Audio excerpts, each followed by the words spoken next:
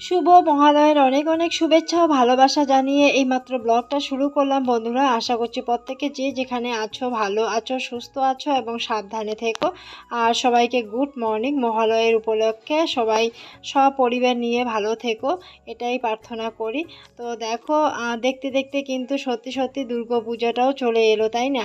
তো কিছুদিন আগেই বর্ষা ছিল, আর এই যে কিছুদিন আগে বৃষ্টি হলো, বৃষ্টি হওয়াতেও কিন্তু মনে হচ্ছে যে বর্ষা কিন্তু এখনও শেষ হয়ে যায়নি, তাই না? কিন্তু না, বর্ষা শেষ হয়ে দেখো শরৎকাল পড়ে গেছে।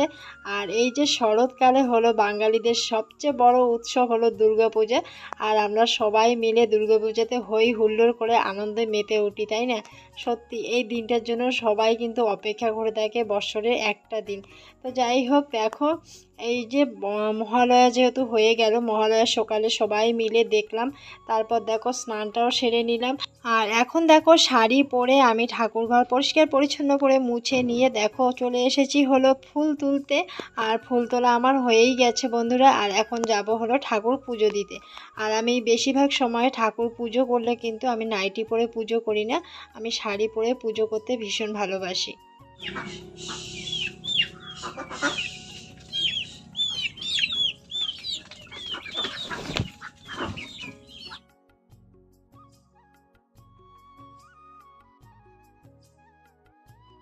আর দেখো আমার ফুল তোলা হয়ে গেছে। আর যখন ফুল তুলে নিলাম তখন কিন্তু আমি একটা আমের পল্লব নিয়ে এসেছি। আর আজকে যেহেতু মহালয়ার দিন, আজকের দিনটাও সত্যি খুবই ভালো। আর আজকে বারটাও ভালো। মানুষ কিন্তু বার দিনক্ষণ দেখেই কিন্তু সমস্ত নিয়ম কানুন করে, তাই না? তো দেখো আজকে সুন্দর দিন দেখে আমি আর কি ঘরটাও বদলে দিব, তাই আমের পল্লব নিয়ে এসেছি। আর আমের পল্লবের মধ্যে কিন্তু সিঁদুরটা আমি দিয়ে দিলাম। আর এখন ঘরটার মধ্যেও আমি সিঁদুরটা সুন্দর করে সাজিয়ে নিচ্ছি। তারপর পুজো বসিয়ে দেব।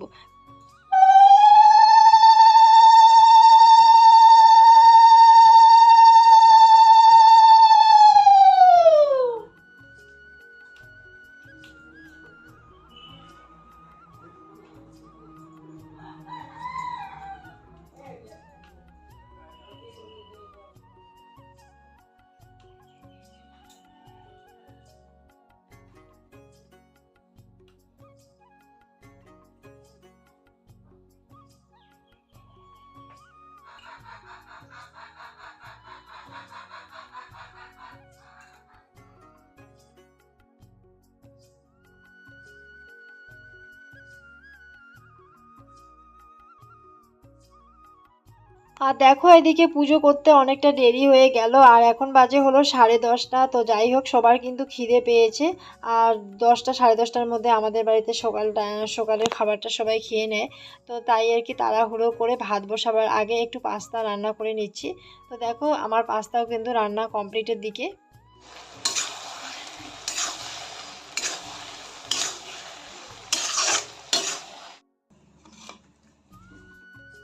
আর এদিকে দেখো সবার কিন্তু সত্যি ভীষণ খিদে পেয়েছে। আর যাই হোক, এদিকে আমি দেখো পাস্তাটা রান্না করে নিলাম। আর এখন বাটির মধ্যে দেখো সাজিয়েও নিয়েছি। তো বাবা বললো আর কি চিড়ে দিয়ে আর কি পাস্তা খেয়ে নিবে।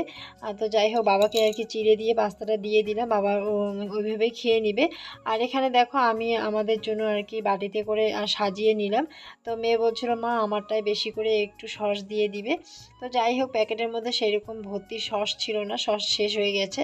তো এদিকে দেখো আমি বাটিতে রেডি করে নিলাম, চলো এখন খাওয়া দাওয়া করে নিব। তো বাবাকে তো আগেই দিয়ে দিয়েছি, এখন হাজব্যান্ডকে দিব, তারপর মেয়েকে দিব। আর এদিকে দেখো হাজব্যান্ডকেও দিয়ে দিলাম, তো খাচ্ছে, বলছে যে ভীষণ ভালো হয়েছে। তো দুটো ডিম ফাটিয়ে দিয়েছিলাম পাস্তার মধ্যে। তো চলো আমিও খেতে বসলাম, গরম গরম পাস্তা খেতে কিন্তু ভীষণই ভালো লাগে। তো সকালের টিফিন আজকে আমাদের এটুকুই। আর দেখো খাওয়া দাওয়া হয়ে গেছে। আর আমি কিন্তু এখন যে শাড়িটা পরে আর কি পুজো দিলাম, সেই শাড়িটা আর কি ভিজিয়ে রেখে দেখো এখন কেচে দিলাম। তো কেচে দিয়ে এখন শুকোতেও দিচ্ছি। আর কি বলো তো, এই শাড়িটা পরেই আমি বেশিরভাগ সময় আর কি ঠাকুর পুজো দেই। বলতে পারো যে এই শাড়িটা আমি ঠাকুর পুজোর উপলক্ষেই আর কি রেখে দিয়েছি। তাই সঙ্গে সঙ্গে ঠাকুর পুজো দেওয়ার পর আর এই শাড়িটা আমি পরে থাকি না, কারণ শাড়িটা চেঞ্জ করে সঙ্গে সঙ্গে আমি কেচে দিই, নাহলে বাসি হয়ে যাবে, পরে আবার নেক্সট সময় যখন দরকার পড়বে তখন এই বাসি শাড়িটা পরে আবার ঠাকুর পুজো দেবো, তাই আর কি সঙ্গে সঙ্গে আর কি আমি কেচে দিয়ে দিই। তো যাই হোক, এদিকে কেচে দেওয়া হয়ে গেল।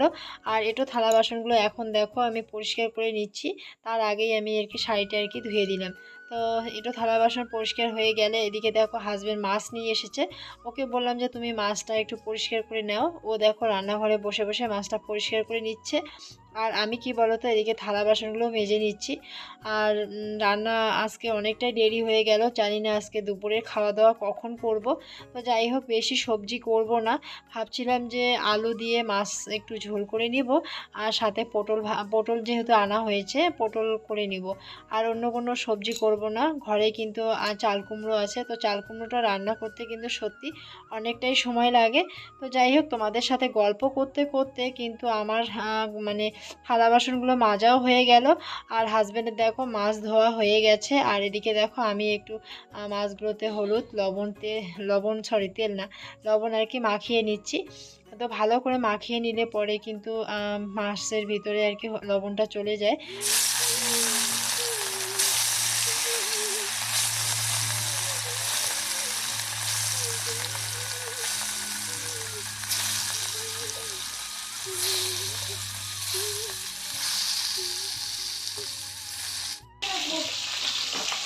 ও বাবা, দিটা এই দেখো মেয়ের হাতে জম্বুরা, এই যে দেখো মেয়ের হাতে জম্বুরা। তো জম্বুরের মাখা খাবে, মেয়ে বলছে জম্বুরের মাখা খাবে। আর আমি চলে এসেছি দেখো রান্নাঘরে। তো আজকে রান্না করবো হলো মাছ। হ্যাঁ,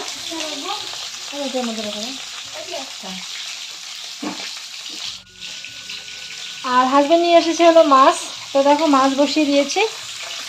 আর করবো হলো মাছের একটু ঝোল করব আলু দিয়ে। আর করবো হলো পটল ভাজি।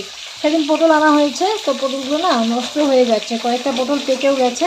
তো হাজব্যান্ড সেগুলো পটল ফালিয়ে দিল, আর এই কয়েকটা বেছে নিলাম, তবুও আরও 4টা আছে। তো দেখো দিকে মাছের ভাজা বসিয়ে দিয়েছি। এই যে দেখো,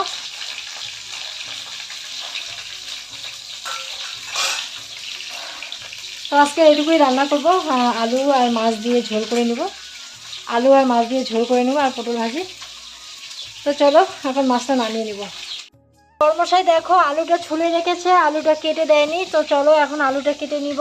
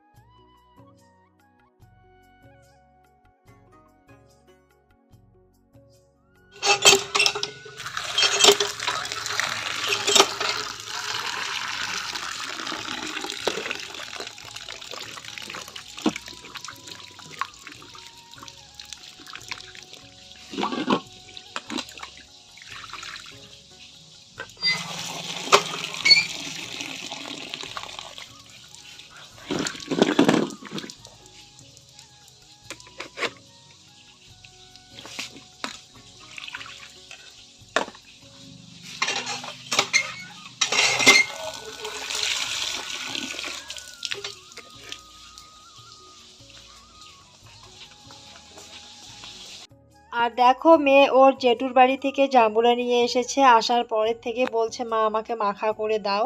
তো যাই হোক, আমি তো রান্নার কাজে ব্যস্ত ছিলাম, আর তাই হাজবেন্ডকে বললাম তুমি তো ফাঁকাই আছো, একটু জাম্বুরাটা পরিষ্কার করে নিয়ে একটু মাখা করে দাও মেয়েকে। তো হাজবেন্ড বললো যে চলো আজকে সবাই মিলে জাম্বুরাটা আর কি মাখা খেয়ে নিব। তো দেখো ও আর কি পরিষ্কার করছে, তো আমাদের একটাই হয়ে যাবে। তো যাই হোক, এদিকে দেখো জাম্বুরা মাখা রেডি হয়ে গেছে, চলো খাওয়া যাক।